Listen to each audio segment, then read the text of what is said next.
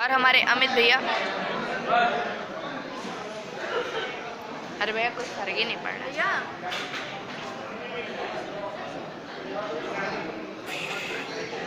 और हमारे सेलिब्रिटी यहाँ बैठे हैं जिनका फोटो खींचा जा रहा है। अरे आपको नहीं बोलना है।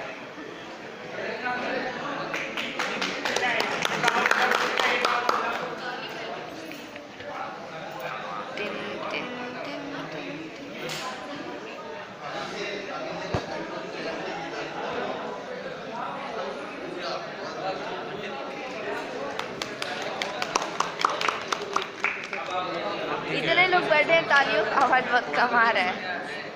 तुम ऐसे बजाओ ना।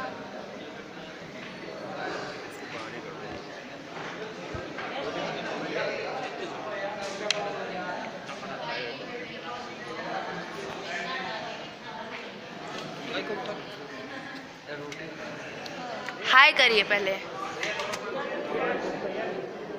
कुछ नहीं।